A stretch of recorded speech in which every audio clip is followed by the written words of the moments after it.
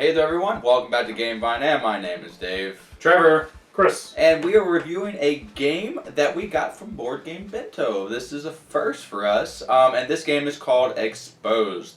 Trevor, expose yourself. Yeah.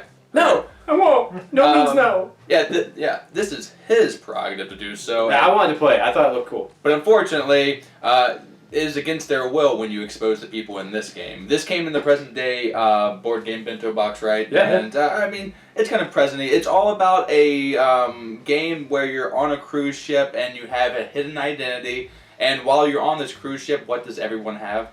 Money. Wallets and goods. And you're trying to get these wallets, and you need to accumulate 7 wallets or expose everyone else who is doing the same thievery before they expose you. And there's 2 ways you can win: get all 7 or expose everybody. And that's really all this game is. I would say it's kind of it's a grid hidden identity game. That's the best way that I can describe it. You're going to get to see all these identities in their full get-up and in their undies when you expose them.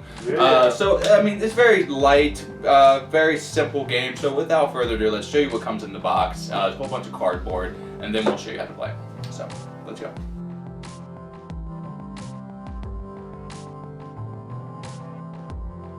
Alright, so this is what comes in the box of Exposed. It's a lot of cardboard and some cards as well. First of all, we have the rule book. It's pretty easy read. The rules are really not that complicated, which is why, but they do a good job in explaining what you need. So the first thing that we'll go into are the cards. I'm pretty sure they are a linen finish, and the back art is really cool. I like how it's a shadow because it's a hidden identity game. But you're going to get a whole bunch of these. These are going to have 2 purposes. One is going to give you a roll, and 2 is going to provide the marks, which are going to give you special abilities when you take these people, not out, more of when you steal their wallet. And then you have the instruction cards. I love that they have these in here. It shows you how to win, and on one side and on the other side it gives you the 4 actions and gives you a briefing on how to execute those. Alright, so the cardboard components are pretty cool. We have the wallets. The only thing that I would say about these are they are pretty tiny. It's thick cardboard, very quality. But if you have some meat hooks, it might be hard to pick these up, though I have dainty fingers, which is beneficial for that purpose. And then we have these circle marks here. I'll get into what these do on the how-to portion. But then you have the bulk of the game, which are these cardboard squares. These are the identities, and they are decked out in their work attire, ready to bust their humps. And they are double-sided because when they get exposed, they get in their skivvies. As you can see, I'll flip the wrestler over, and he looks like a mass wrestler, but then he gets exposed, and he's a traditional wrestler. So nothing changed there. But then you have the realtor, and her side, of course, she's stressed out because she has all these houses, and the house market right now is kind of wish-washy, and she's stressed out, and her hair's a mess. And the puppeteer, he doesn't lose his puppet, but he loses his clothes and his button up when he gets exposed. Very good quality of this game. For what it is, you know, they did a good job. So let me show you how to play this game. Alright, so this is a game set up for 3 players. There are more tiles. You add them if you have a higher number count, and it'll be a bigger grid. You also do that with a deck of cards to take out the rolls. But this is what I have set up. Once you have the grid set up, you have 1 wallet on each of the characters or rolls, and 2 on the corners because it's a little harder to steal from those characters without exposing yourself. Once you've done that, you have the deck, and you will draw a roll. Now this is who you are, and this is all based on the honor roll, so you have to be honest, because if you don't, you're going to break the game, and you want to play with people who are honest, of course, right? So the ability is not going to matter to you as your roll, but we'll get into that a little later. So once everyone has that, they'll get a little nifty how to do card, and then you'll pick out a specific number of marks. And in a 3-player game, there are 3 marks. So you do so by flipping over the cards here, and as you do that, you're going to be adding the mark labels on whoever it is. So the paramedic, where is she at? Paramedic's right here. The engineer, where is he at? Right here. And the dentist. So these players here are now marked, and we'll get into what that is in a second. Alright, so now that we know that we are the architect, we can do one of 4 actions on our turn. It goes, we do an action, and then we do the cleanup phase, which I'll get into here in a second. The first one here is that you can move any 2 tiles. You can swap them, and they have to be adjacent to each other, and you do that 2 times. So I could swap the lawyer and the janitor like this, or I can swap the mechanic and the server like that, and you'll do 2 moves like that to kind of, throw people off. And maybe you won't be moving your character at all, you might be moving people towards your character. But you also can move the mechanic twice if you'd like, if you want to move her down 1 and then swap again. It's just 2 different move actions. So that's one thing that you can do. The next thing that you can do is steal. So we are the architect, which she is... where is she at? The architect, right here. So she can steal anywhere in the 8 tiles that surround her. So say that she was right here. She would be able to steal from any of these 8 characters. I think that's 8. No, is that 9? 1, 2, 3, 4, 5, 6, 7, 8. Yeah, 8 characters.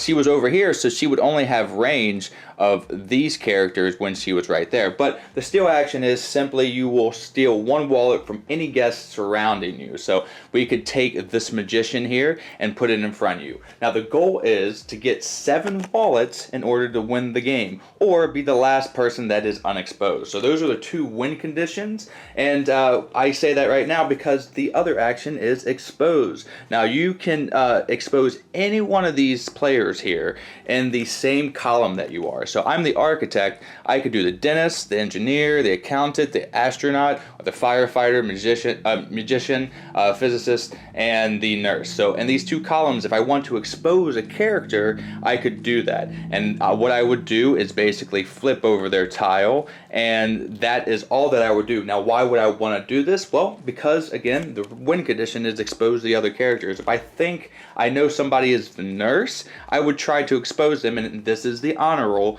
If this player here was the nurse, which, oh wow, that was by chance, I swear to you, I did not set that up. They would have to reveal their card, and now they are exposed. Now say they had any wallets that they have accumulated, they would, instead of putting it in their stockpile, they would put it on their exposed character, and they would lose half of them rounded down. So she would lose the 1, and now anytime she steals, she will put the wallet on her character, but she can get stolen from. In the case when she wasn't exposed, she wouldn't have been stolen from. So this is what happened when you expose a person. The last action is snitch. Now, and this is an interesting one and works better in a larger player game, because instead of being in the column of somebody, this is a last ditch effort. You can pick anyone here to expose. So my architect could expose this lawyer, for example, if I wanted to, if I thought somebody was the lawyer and it was down to the wire, because in snitch you have to expose somebody and then show your card to another player. Now this will give them information, and they might expose you the next turn. So that's why it's a last ditch effort, and it just gives you that kind of catch up mechanic if you just want to kind of Hail Mary. So once you've done one of these actions, you will do a cleanup step.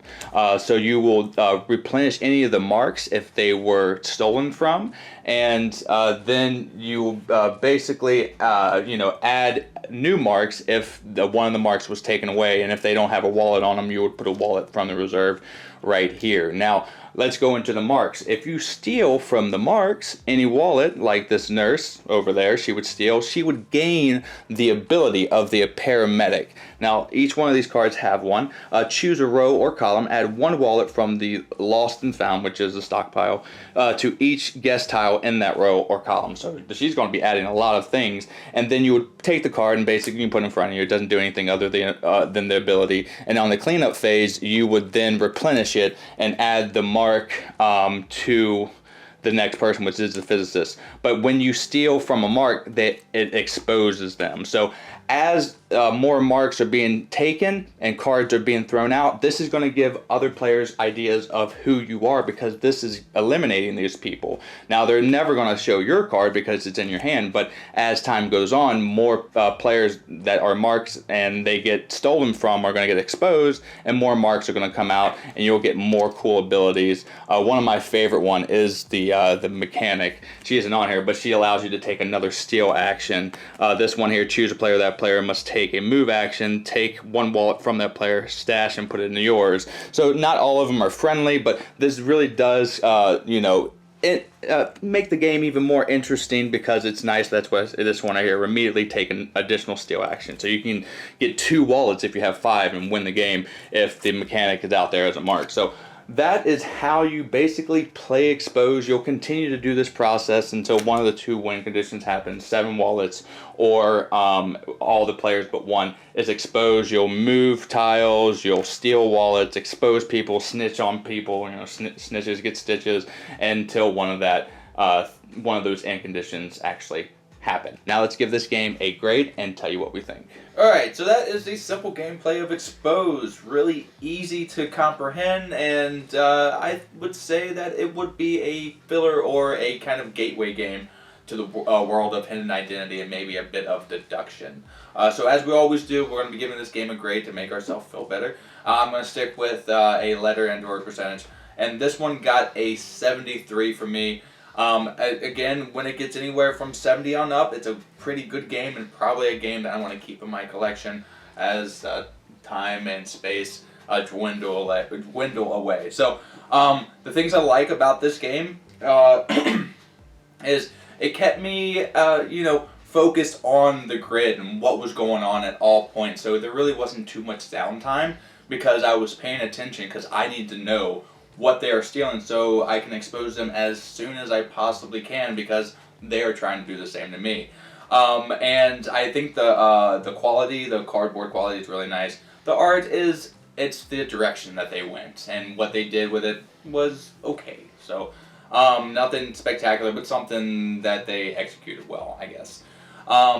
I think that it is incredibly light, so if you're looking for a deep kind of deduction or hidden roll kind of game, this is not your cup of tea. But if you want something to start off that kind of night, playing maybe a One Night Werewolf or maybe Letters to Whitechapel, like the Jack the Ripper kind of hidden roll, hidden identity game, this is a great filler to start off from. So the one thing that I didn't quite like, I guess would be with 3 players. That's what we played mostly. We played a few games with 3 players. We haven't played any big games. It did restrict some of the things like snitching. Snitching is a pretty powerful ability if you know what you're looking for. But in a smaller player game, it's not going to be executed as much. It says it goes up to 6 players. I think that might make the game a bit slower. Yeah. But it does add that number in there so you can snitch more and get away with it, and you can show your identity to somebody else that is probably on the other end of the turn round. So you have a little more time to do what you need to do. It's really basic, right? It's nothing that is grandiose, but it does what it does well, and that's why it got a 70% range for me. And I do like this game. It's nothing that I'm gonna go out and run out and buy, but I do recommend this for gateway gamers, a filler. And if you're a gamer, you'll get a few happy games from this, but it will ultimately probably get put in your no play pile. So that's what I think. Chris, why don't you take it away? Yeah, I'm going to give this game a 8 out of 10. I really enjoyed it. I think we could play this one over and over again. Gotcha. And I'd be fine with it. Like you said, the quality of the game is really, really good. I mean, there's going to stand up to a lot of punishment there, really. Yeah. And the artwork's great, like you said, for what they're going for. I mean, it's just really, I think it's just a quick game that you can play over and over again. And I mean, I guess you could really get tired of it, but I enjoy it. So, taking your wallet. Somebody got their wallet stolen. Sorry. But yeah. But I liked it because, like you said earlier, you have to pay attention. You got to know what's going on. Right. You don't want to out yourself, but you do want to out the other players, and you don't want to do it and screw yourself over to say, Well, let's let the audience know this is your type of game. Yes, I love the one nights games, and anything that has to do with hidden type the secret characters, right? I think we played this a couple of times already, and the last game we played, I actually won only because those 2 guys knew who each other were. Yeah. And it played in my favor because They didn't know who I was. He was reluctant to show me the card, and then he Yeah. exposed me, and then he knows exactly what's going on. So. Trevor had to do something, and he showed me who he was, and I knew. Which I shouldn't have done. So, I was I stupid. mean, there was just like so many different options though to go through this, but like Dave was saying, that's the drawback for 3 players. Yeah. Exactly. But yeah, it's 8 for me. I would definitely play it a few more times. Gotcha. Yeah. All right, so Trevor. I'm gonna agree with Chris. I actually am gonna give this an 8 out of 10, and it was that game was interesting too because you will probably get to that point. I think regardless of how many people you play, where you really have to think about what's going to happen in the next few turns because I realized the round before everything went down, like, okay, Dave's going to win this. One of us is either going to have to snitch on him or expose him because we pretty much knew Snitches who he... get stitches. Yeah, snitches get stitches. But we knew who he was. It was a matter of, well, if I expose him, if I snitch on him, then Chris is going to have a chance to end the game. And it was stupid. I forgot that I didn't have to show Chris my card. I thought I had to show it to someone that wasn't the person I was snitching on, but I very well could have snitched on Dave and showed Dave my card. And adding, salt in the wound, just mocking me. Well, no, not necessarily, because then at that point you could have been vengeful and immediately snitched on me. And he was essentially could have been put in a place where he was going to pick the winner, but instead I showed Chris, and then Chris just had the game in the bag. Right. But that was just one game. That was just one. Yeah, and it was, but 8 out of 10. Again, it's funny because when you think about it, it really just depends on who it is because you are just a connoisseur of just about every type of game. Yeah. And I think that you enjoy all types of games, but it's funny because like Chris and I have a lot of experience playing with kids in our family and playing with just our family and stuff like that. And lighter games like this are things that we have. Yeah, we have. We're gonna have more opportunity to play these because no one's gonna want to play. So you'll recommend this for family more so? Yeah. No one's gonna want to play HeroScape when we go over on a Saturday night to eat. Although I wish they would. Right. Yeah. But no, I really enjoyed it. I do think there are things that are gonna even out. So even we talked about having 6 people, but one thing we didn't realize is we're constantly going after marks in the game. So you're constantly flipping new marks, and that's ultimately. You're using deductive reasoning at this point, realizing, okay, people that are marks aren't who the players are. Right. And I think if you have 6 people and you're hitting marks like crazy, it's going to become pretty obvious pretty quick of who people are. They add quite a bit of rolls, though, in there, right? There's probably, maybe 60 or so rolls or something like that in here. Identity cards, 36. That's still with a 3 to 4 player game, it's 25 cards, and then once you get to the 5, it goes up and uses all the cards. But no, I really enjoyed it. I think it's fun, and the one thing that really gave it a high mark for me is one thing Dave already touched on, and that's I've noticed there's so many games. It doesn't matter how good of a game it is, you will find yourself if it's someone else's turn, all you're doing is getting itchy to make to get to your turn. You're ready for the other person to be done so you could take your turn because you hate waiting on them. While you may still want it to be your turn soon, you have mental games that are playing in your mind as you're watching other people take their turns. So it does make you take initiative during downtime when it's not your turn. So I like that. Out a little bit. Yeah, I appreciate that. So I think again it is a really light game. I'm not saying that some other games that I give 8 out of 10 that are really deep gamer games that I would enjoy playing this as much as those, but for what it is, I give it an 8 out of 10. And that's what we always grade on. I mean, like different grade scales, like first grade, we'll give it. Again, it does its job well. So, I mean, are there any grand strategies? Do you steal? Do you move, or do you try to expose people? I mean, is there a ultimate strategy in this game, or no? I think that's what you pick up as you play. Well, I think yes and no, because honestly, you could just watch. I mean, you could literally not steal anything the whole game, and you could just move and try and move to where you think people are, and you could just watch, and eventually you could get to a point where if you know who they are. You're in that and line. You haven't stole anything. They have no clue who you are. That's actually kind of how I get to their line because I didn't really steal. And knock them out. So yeah, it's a fun game. Very interesting. All right, any closing thoughts on this game? No, I think we hit it all on the head there. I just the fact that that was out of the board game bento. Yeah. Overworld Games produces this. They have some pretty good games that I like personally. So yeah, I think if we reviewed some other board game bento games, it would be cool. But I think it's good that we did throw one in our review mix to show. I mean, and I'm not being biased. If there's a game I don't like, I'm going to tell you about it. And this is one that I like, so it just further. I think this one hit close to home for most. Yeah, I think it just further solidifies that you're getting a good value if you're interested in doing a subscription service like that. Yeah. So well, thank you so much everyone for watching today's video. It's always a blast when I get to do it with these guys here, and it's always a blast when you are out there watching and supporting. Is that us. my wallet? What? Yeah. And we want to send a huge thank you to Board Game Bento, of course, and a huge thank you to the new viewers. If you are and you like what you've seen, please click like and subscribe. And the older viewers, you are the lifeblood. So until the next time that we see you, have a great rest of your day. Oh, well, I'm Dave. I'm Trevor. Yeah. Chris. And have a great rest of your day and a great time with all the people that you expose. Because, well, that's the best, right? All the people. Somebody got exposed in a board game. Yeah. Take us out, Trevor. Bang, bang, boom. Bye, everybody.